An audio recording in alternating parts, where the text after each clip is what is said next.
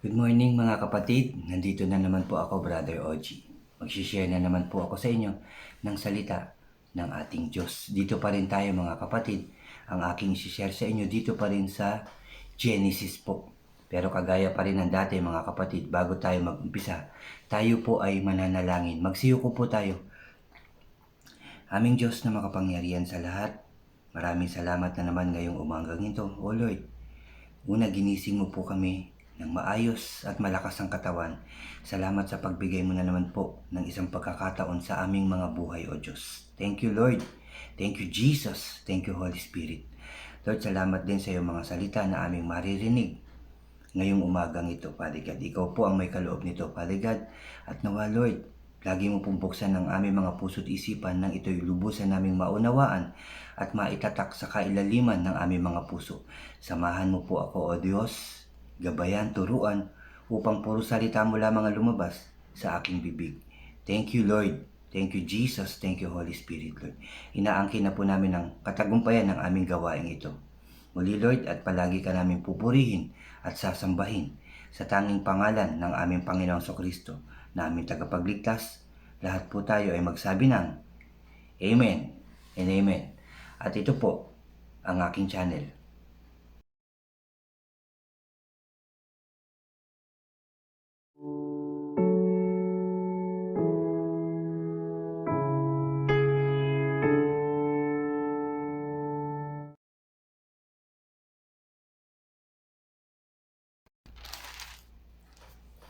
Hello po ulit mga kapatid, Brother OG po, at dun po sa mga bago po sa aking channel, huwag niyo pong kalimutan na mag-subscribe po kayo.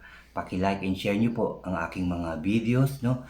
At yung notification bell po mga kapatid, paki-click niyo rin para lagi po kayong updated sa iba ko pang i-upload. Salamat po. Kahapon nga po, shinare ko sa inyo ang chapter 24 at may pamagat po itong nag-asawa si Isaac. Di ba nga po na inutusan ni Abraham ang kanyang alagad na humanap ng mapapangasawa ni Isaac doon sa kanyang lugar, sa kanyang mga kamag-anak. Ano po? At pinatnubayan nga po itong alipin ni Abraham, no? At nagpatuloy na pagtagumpay ang kanyang lakad hanggang sa sila ay makauwi. Tagumpay po sila dahil nga po ginabayan sila ng ating Diyos. Amen. So dito po sa chapter 25, may pamagat po itong ang iba pang lahi ni Abraham. Marami po itong pamagat. Namatay si Abraham, ang lahi ni Ismael. Ipinanganak sina Esau at Jacob. At ang huli, ipinagbili ni Esau ang kanyang karapatan. So mag-umpisa na po tayo. Ulitin ko lang mga kapatid. Chapter 25 na po tayo. Verse 21 hanggang 30, ano po ito, 33. Tignan ko lang po, 33. Opo, hanggang 33 po ito. So, sabi po sa verse 1, muling nag-asawa si Abraham at ang pangalan ng babae ay Ketura. Ang mga anak niya rito ay sina Simram, Joksan, Medan, Median, Isbak at Sua. Si Joksan ang ama ni na Seba at Dedan. Kay Dedan nagmula ang mga Asurim, Letusim at Leumim. Ang mga anak naman ni Midian ay sina Efa, Efer, Enok, Avida at Eldaa. Lahat sila'y buhat kay Ketura. Yan po yung iba pang mga naging anak ni Abraham. Kay Isaac ipinamana ni Abraham ang lahat niyang ari-arian. Ngunit bago siya namatay, pinagbigyan o sabi dito, pinagbibigyan na niya ng regalo ang mga anak niya sa ibang asawa. Bago siya mamatay, namigay na siya ng mga regalo sa iba pa niyang mga anak. Sabi pa dito, at pinapunta sa lupain sa dakong silangan para mapalayo kay Isaac. Pagkatapos niyang regaluhan at pinapunta niya na kung saan lupain, mga kapatid. Tapos sabi po dito, si Abraham ay nabuhay ng 175 taon matandang-matanda na siya nang mamatay at inilibing siya nina Isaac at Ismael sa yungib ng Macpela na silangan ng Mamre sa parang na dating kay Efron, anak ni Zoar na Hiteo. Sabi pa dito, ang lugar na iyon ang binili ni Abraham sa mga Hiteo at doon sila nailibing ni Sarah. Pagkamatay ni Abraham, pinagpala ng Diyos si Isaac, doon siya tumira sa Bir Lahai Roy, no? Yun po yung lugar na kung saan tumira si Isaac, mga kapatid. Ito naman ang lahi ni Ismael na anak ni Abraham kay Hagar, ang taga-Ehiptong alipin ni Sarah. Sinabi dito yung mga pangalan, mga kapatid. Si Nebayot ang panganay, sumunod sina Kedar, Abdil at Mibsam. Sumunod sina Mismaduma at Masa. Pagkatapos ay sina Hadad, Tema, Jefur, Nafis at Kedema. Sila ang 12 anak ni Ismael na naging pinuno ng kanilang lipi. Isinunod sa kanilang mga pangalan ang mga bayan, no? Kung ano man yung pangalan ng anak ni Ismael, bawat bayan, yun din ang ipinangalan nila, mga kapatid. Sabi pa dito, ayan ang mga pinunungan, no, ng kanilang mga lipi. Isinunod ang mga pangalan, ang mga bayan at pinagkampuan ng kanilang mga lipi. Namatay si Ismael sa gulang na 137 at sila'y inilibing at ang lahi ni Ismael ay tumira sa lupain sa pagitan ng Havita at Shur sa daan ng patungo sa sabi dito, Assyria, mga kapatid, sa silangan ng Ehipto. Nakabukod sila sa ibang mga lipi ni Abraham. Bumukod sila, itong lahi ni Ismael, no? Bukod-bukod po sila, no? Kung saan sila nakarating na lugar, mga kapatid. Ito naman ang kasaysayan ni Isaac na anak ni Abraham. 40 taon na si Isaac nang mapangasawa niya si Rebecca, anak ng dalaga ni Betuel, isang Arameo nga taga Mesopotamia. Si Rebecca ay kapatid ni Laban, isa ring Arameo. Hindi magkaanak si Rebecca, kaya't nanalangin kay Yahweh si Isaac. Sabi dito, dininig naman siya at si Rebecca naglihi, no? Nanalangin sila dahil hindi magkaanak itong si Rebecca na asawa ni Isaac, at dininig naman ito ng ating Diyos, mga kapatid. At naglihi nga si Rebecca. Kambal ang kanyang dinadala at nasa tiyan pa yan. Nagtutulakan na ang dalawa, kaya't sabi ng ina, kung ngayon pa ay ganito na ang nangyayari sa akin, bakit pa ako mabubuhay? Kaya't siya nagtanong kay Yahweh. Ganito naman ang sagot ni Yahweh, kasi kambal po ang kanyang anak ni Rebecca. At nagkakagulo, parang siguro galaw ng galaw sa tiyan ito ni Rebecca. Nagtanong nga siya kay Yahweh, 2 sanggol ang dala mo sa loob ng iyong tiyan, larawan ng 2 bansa. Sabi ni Yahweh yan, mga kapatid.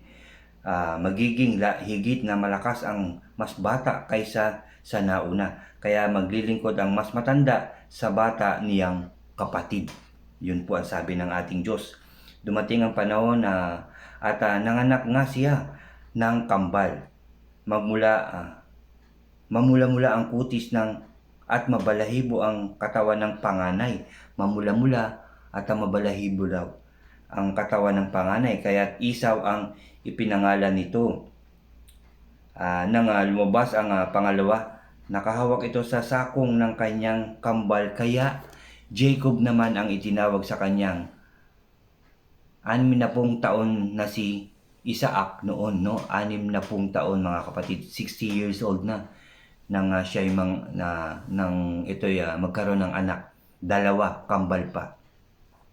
Sabi dito, lumaki ang bata, naging mahusay na mangangaso si Isaw at sa kaparangan na halos tumitira si Jacob naman, na tumitira itong si si Esau, no? Ulitin ko lang yung 27, mga kapatid. Lumaki nga ang bata, naging mahusay na mangangaso si Esau, at sa kaparangan na halos tumira, doon na siya halos tumira. Si Jacob naman ay tahimik at lagi sa bahay.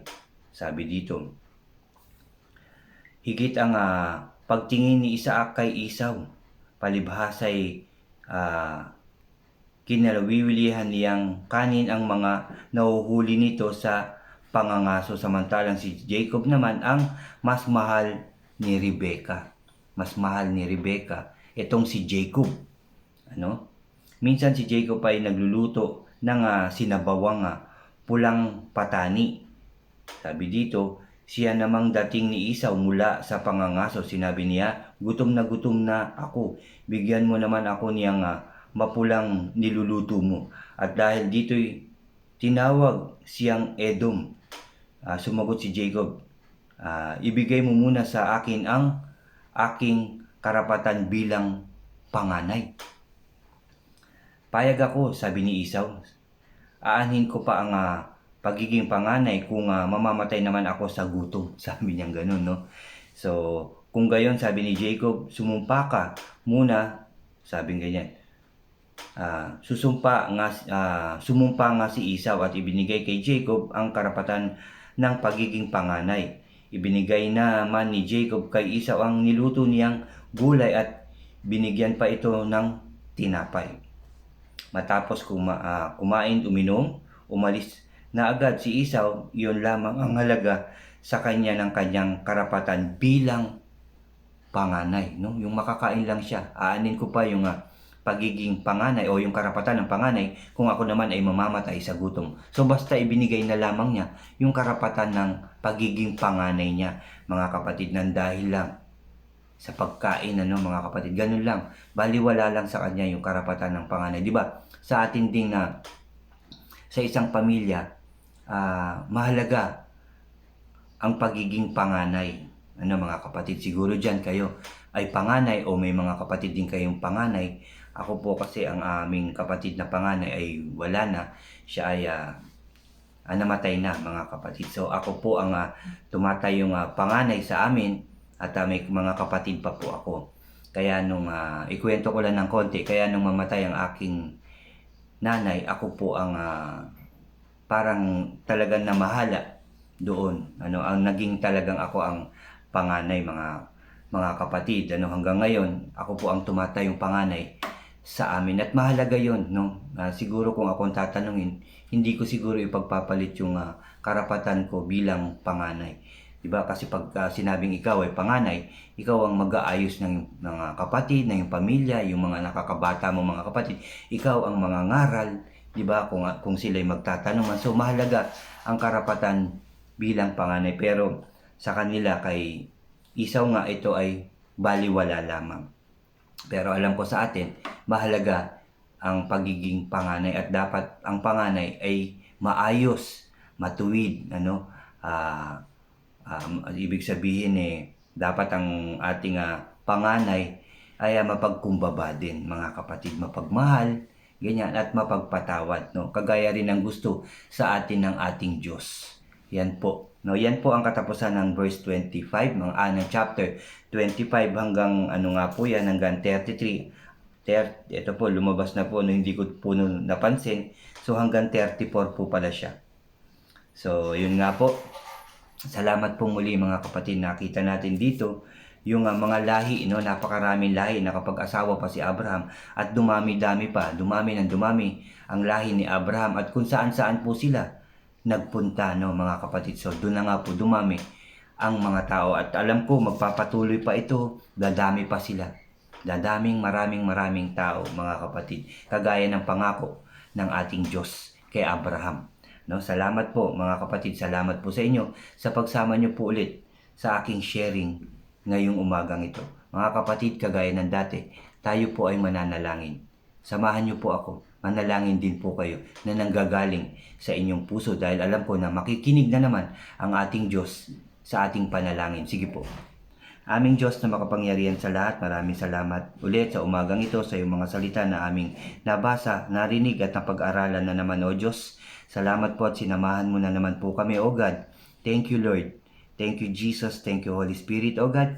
Lord, nananalangin kami na ingatan mo po kami lahat, 10 ng aming mga mahal sa buhay, ang aming mga kapatid sa pananampalataya, ingatan mo po kami lahat. Lord, at simula din sa aming presidente, pababa sa amin. Ingatan mo rin sila, pagtagumpayin sa inyong pangalan, O Diyos. Ingatan mo po kami, ang buong Pilipinas, ang buong mundo, Father God. Ingatan, gabayan, proteksyonan, pagpalain, pasaganahin at pagtagumpayin, O Diyos. Ganon din, Lord, ang bawat tahanan namin, Lord. Ingatan mo po kami, samahan. Lord, ilayo lahat kami, Lord. Lahat ng taong iyong ginawa, binigyang buhay, Lord. Ingatan mo po kami at ilayo sa anumang kapahamakan, karamdaman, tukso, Lord, at lalong-lalo na sa gawa ng kaaway, O Diyos. Inaangkin na namin, Lord, ang aming panalangin na yan ay tinupad mo na, O Diyos. Hinihiling din namin, Lord, nananalangin din kami sa mga taong may karamdaman na muli mo silang pagalingin at pagbigyan pa sa isang pagkakataon ng kanilang buhay, O Diyos. Lord, pakainin ang mga nagugutom. Lord, palakasin ang mga nangihina, ang mga nagugulimihanan, O God, may mga problema, Lord. Ayusin mo ulit, Lord, ang kanilang mga puso't isipan. At Lord, maalala ka ng lahat ng tao na ikaw lamang ang Diyos na dapat lapitan dahil sa iyo, Lord, ay walang imposible sa iyo, Lord. Salamat, Lord. Salamat, Jesus. Salamat, Holy Spirit. Ikaw ay Diyos na manggagamot, ikaw ay Diyos na mapagmahal, O Diyos, at handa mong tuparin ang aming mga panalangin, O God. Muli, salamat, Lord. Salamat, Jesus. Salamat, Holy Spirit. At palagi, Lord, palagi ka namin sasambahin, dadakilain, iibigin ng buong puso at kaluluwa. Sa tanging pangalan ng aming Panginoong Kristo, lahat tayo, mga kapatid, ay magsabi ng Amen and Amen. Amen po, mga kapatid, at salamat pong muli sa pagsama nyo na naman sa aking sharing ngayong umagang ito, mga kapatid. Salamat pong muli sa inyo. God bless po sa ating lahat at God bless po sa inyong lahat. Salamat po.